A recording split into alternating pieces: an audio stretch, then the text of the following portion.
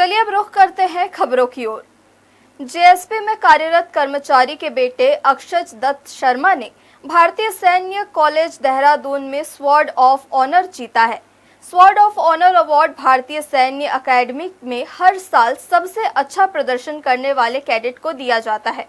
वहीं इससे पहले अक्षज दत्त ने एनडीए की परीक्षा में 32वां रैंक लाकर पूरे छत्तीसगढ़ का नाम रोशन किया था। इन दिनों जिंदल में कार्यरत कर्मचारी के बेटे की खूब चर्चा हो रही है। असल में जिंदल कर्मी के बेटे ने उस सपने को पूरा कर लिया है जिसके लिए वह मेहनत करता था, और आज न सिर्फ एनडीए में जाने का उसका सपना पूरा हुआ है, बल्कि उसे देहरादून के भारतीय सैन्य कॉलेज से स्वॉर्ड ऑफ ऑनर का भी सम्मान मिला है। पुरस्कार लेकर लौटने के बाद हमने अक्षत से बातचीत की। सर खुशी तो बहुत होती है जान के, और ये है स्वॉर्ड ऑफ ऑनर है जो हमें आरआईएमसी में, जैसे हम 25 बच्चों का ग्रुप था, उसमें लास्ट में अनफॉर्चुनेटली जब हम पास आउट हो रहे थे तो उस समय सिर्फ 21 रह गए थे। 4 लोगों को कुछ को मेडिकल के कारण छोड़ना पड़ा और कुछ के अलग रीजंस थे जिनको छोड़ना पड़ा। तो हम 21 में से जो बेस्ट जो कैडेट होता है, हम लोग कैडेट बोलते हैं, तो जो बेस्ट कैडेट होता है उसको एक अवार्ड मिलता है, वो होता है स्वॉर्ड ऑफ ऑनर, साथ में एक प्रेसिडेंट्स गोल्ड मेडल एंड साथ में चेक ऑफ 5000 रुपीज़। जी सर, एनडीए में मेरा सिलेक्शन हुआ था लाइक 22 जुलाई को मेरा एसएसबी का इंटरव्यू था। उसके बाद इंटरव्यू के बाद जब मेरा पता चला था मैं रिकमेंड हूँ, उसके बाद मेडिकल प्रोसेस होता है हमारा। मेडिकल प्रोसेस के बाद कुछ टाइम वेट करने के बाद मेरिट लिस्ट आउट होती है।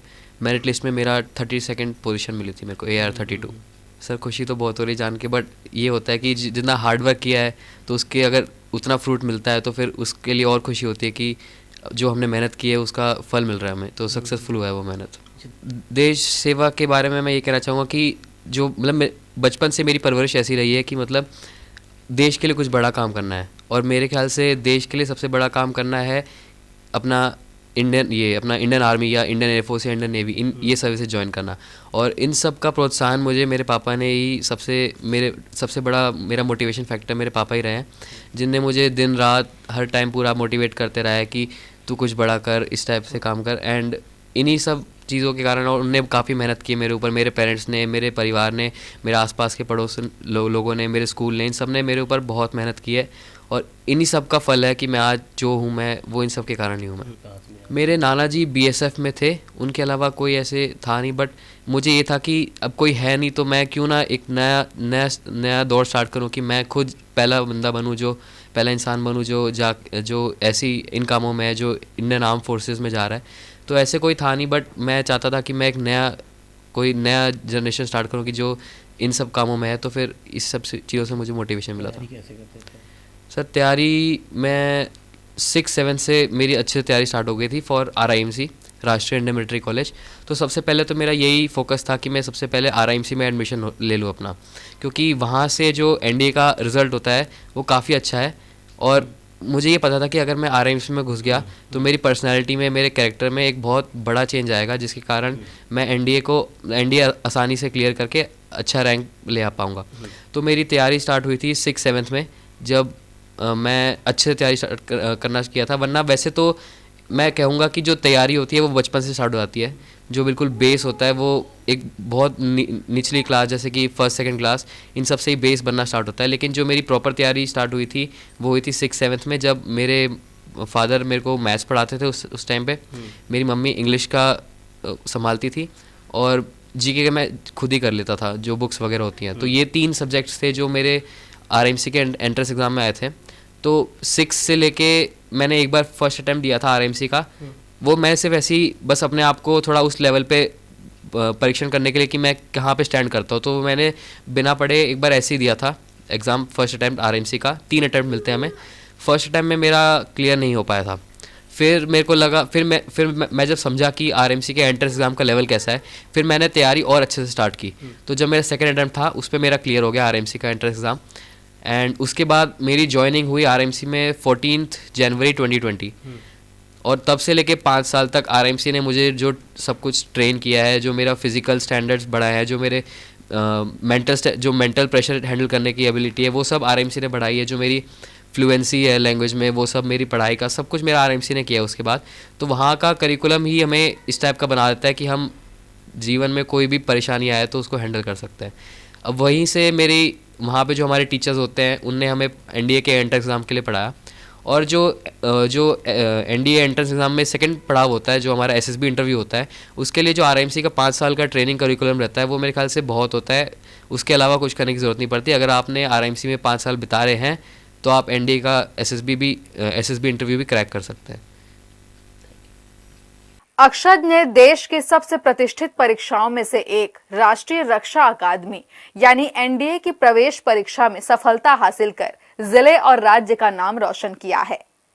परीक्षा में देश भर से 6 लाख से ज्यादा प्रतिभागियों ने हिस्सा लिया था। अक्षत ने इसमें 32वां स्थान प्राप्त किया। अक्षत का चयन सबसे कठिन एयरफोर्स विंग के लिए हुआ है। अक्षत जिंदल स्टील एंड पावर में कार्यरत हितेश दत्त शर्मा और कविता शर्मा के पुत्र हैं। अक्षत जनवरी 2025 में एनडीए ज्वाइन करेंगे और पुणे के पास खड़गवासला स्थित केंद्र से अपने प्रशिक्षण की शुरुआत करेंगे। इससे पहले उनका चयन प्रतिष्ठित संस्थान राष्ट्रीय इंडियन मिलिट्री कॉलेज देहरादून के लिए हुआ था। यहां भी अक्षत देश भर के 25 विद्यार्थियों में से छत्तीसगढ़ से इकलौते सफल उम्मीदवार के रूप में था।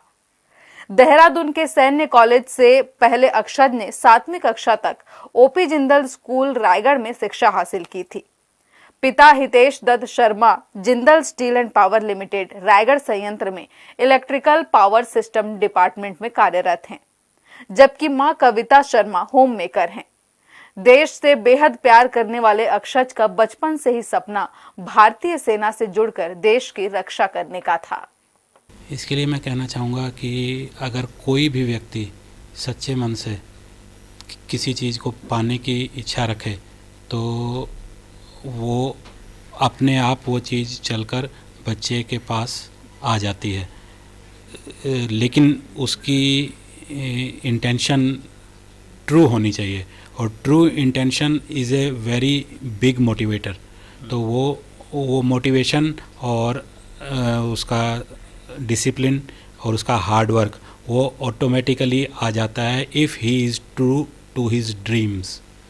तो चूँकि बच्चा स्टार्टिंग से क्लास नर्सरी से पायलट बनने का इच्छुक था तो और दिल से उसकी इच्छा थी, तो वो भगवान भी साथ देता है, डेस्टिनी भी साथ देती है, क्योंकि बच्चे का सच्चे मन से वहीं जाने का बहुत कम मदद मिली। देखिए आरआईएमसी में रहते हुए वहाँ 25 बच्चे जाते हैं, तो हर स्टेट से एक बच्चा जाता है, हर स्टेट से एक बच्चा जाता है, तो उसको उसी जिस स्टेट से आया है वो स्टेट्स कुछ स्कॉलरशिप देती है।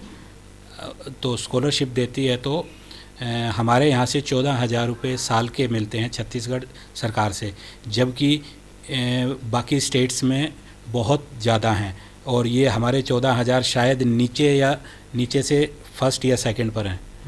तो मैं चाहूँगा कि हमारा तो आरआईएमसी का टाइम पीरियड ओवर हो चुका, फिर भी मैं सरकार से ये मांग करना चाहूँगा कि वो इस प्रोत्साहन राशि स्कॉलरशिप को बढ़ाए।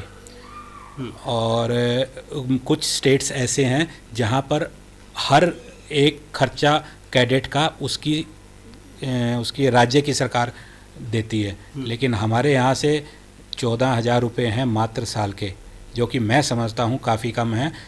हालांकि हमें तो अब कुछ मिलेगा नहीं इस मांग से, लेकिन मैं आगे आने वाली जनरेशन्स को के लिए एक कुछ मांग रखते हैं, और ये भी है कि भाई उससे प्रोत्साहन बढ़ेगा और उसके बाद अवेयरनेस बढ़ेगी। लोगों को पता ही नहीं आरआईएमसी है क्या, तो चूँकि ये सब मोटिवेशनल फैक्टर्स होते हैं, तो अगर ऐसा हुआ तो यहाँ से छत्तीसगढ़ से ऐसे बहुत से अक्षर निकलेंगे। सर ये अचीवमेंट बहुत बड़ी अचीवमेंट है, क्योंकि वहाँ आरआईएमसी में हुआ था तब भी हमें बहुत खुशी हुई थी, लेकिन वहाँ इसने जो टॉप किया है इतने सारे बच्चों में, क्योंकि वहाँ हर बच्चा अपने आप में बहुत वैल्यू रखता है, क्योंकि हर बच्चा अपनी स्टेट का टॉपर है, लेकिन वहाँ जो अक्षर ने सारे बच्चों को टॉप किया है, तो उससे बड़ी खुशी शायद मुझे आज तक नहीं मिली थी। तो ये बहुत बड़ी अचीवमेंट है। खैर मैं ये बोलूँगी कि बच्चे की खुद बहुत बड़ी मेहनत है। हम लोग तो पेरेंट्स तो चलो ठीक है, एक हमारा काम है बच्चे को बोलना करवाना, हम उसका माध्यम बने हैं, लेकिन बच्चे ने खुद बहुत ज़्यादा मेहनत की है और वो शुरू से ही उसका ऐसा था कि वो बात भी मानता है, चाहे वो खाने पीने से रिलेटेड हो, चाहे पढ़ने से रिलेटेड हो। और हमारे जो और भी नेबर्स हैं, मतलब सब मतलब शुरू से ही उसकी तारीफ़ करते हैं। और उसके साथ बहुत सारी ब्लेसिंग्स भी रही हैं, टीचर्स की भी, नेबर्स की भी, हमारे फैमिली मेम्बर्स की भी, सब की भी। तो ये भी बहुत बड़ा एक है कि ब्लेसिंग्स भी मैं बोलती हूँ बहुत बड़ा अपना वो रखती हैं। अक्षज बचपन से ही वायुसेना से जुड़कर भारत माता की सेवा करना चाहता था। उसका यह सपना अब पूरा होने जा रहा है। अपनी मेहनत और लगन के दम पर वह वायुसेना के लिए चयनित होने में सफल हो चुका है। माता पिता ने भी शुरू से ही इस सपने को पूरा करने में हर कदम पर उसका साथ देते हुए पूरा प्रोत्साहन दिया है। हर्ष न्यूज के लिए वीडियो जर्नलिस्ट श्याम देवकर के साथ संतोष साव की रिपोर्ट।